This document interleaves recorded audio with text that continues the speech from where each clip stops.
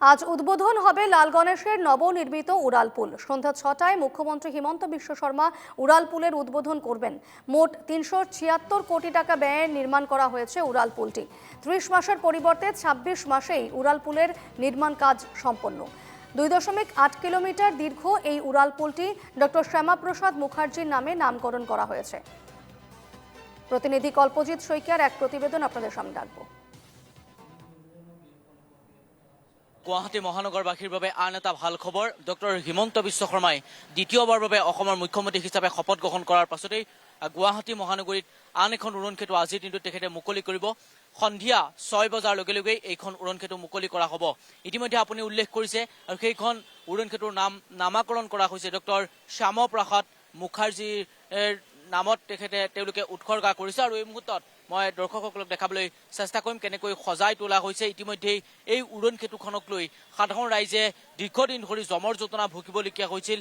পূৰ্বৰ যি সময় সেই সময় এতিয়া হ্ৰাস পাব। পূৰ্বে যদি আপুনি লাল গণেশলৈ এই স্থানলৈ আহিবলগীয়া হৈছিল বা এই স্থানেদি যদি আপুনি বৰ্ষাপাৰালৈ আহিম বুলি ভাবিছিল তেনেহ'লে যথেষ্ট সময় প্ৰয়োজন হৈছিল। আপুনি এইপিনেদি লাল মাটিলৈ ওলাব পাৰিব।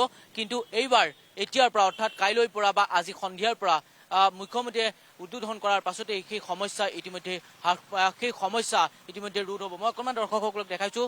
জ্যেষ্ঠ ভিডিঅ' জাৰ্নেলিষ্ট প্ৰাণজিৎ দৈমীৰ আছে। প্ৰাণজিতে দৰ্শকসকলক দেখাব এইখন উৰণসেতু বৰ্তমান সময়ত এনেকৈ সজাই তোলা হৈছে আৰু আজিৰ দিনটোতে ডক্টৰ হিমন্ত বিশ্ব শৰ্মাই মুকলি কৰিব।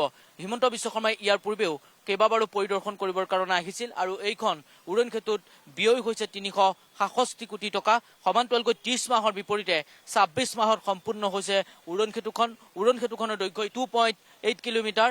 ডক্টৰ শ্যামাপ্ৰসাদ মুখাৰ্জী নামেৰে নামাকৰণ কৰা হৈছে আৰু সন্ধিয়া ভাগত ডক্টৰ হিমন্ত বিশ্ব শৰ্মাই মুকলি কৰিব। কোন কোন উপস্থিত থাকিব সেই কথাও আমি দৰ্শকসকলক জনাম। উপস্থিত থাকিব ডক্টৰ হিমন্ত বিশ্ব শৰ্মা, সমান্তৰালকৈ ডিপ্লুৰঞ্জন শৰ্মা, বিজুলী কলিতা মেধি, ডক্টৰ তপন দাস, বিজয় কুমাৰ গুপ্তা, গুৱাহাটীৰ মেয়ৰ মৃগেন শৰণীয়া আৰু ডিপ্লুৰঞ্জন শৰ্মা, চাৰিগৰাকীকৈ বিধায়ক আৰু গুৱাহাটী লোকসভাৰ যিগৰাকী সাংসদগৰাকী উপস্থিত থাকিব। আৰু ইতিমধ্যেই ইয়াৰ প্ৰাক্ষণত এনেকৈ সজাই তোলা হৈছে।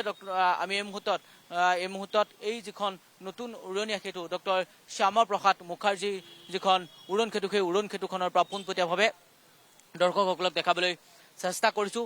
দীৰ্ঘদিনীয়া যাতায়াতৰ সমস্যা এক প্ৰকাৰে হ্ৰাস হ'ব। দীৰ্ঘদিন ধৰি সাধাৰণ জনতাই দীৰ্ঘদিন ধৰি যথেষ্ট অসুবিধাৰ সন্মুখীন হৈ আছিল।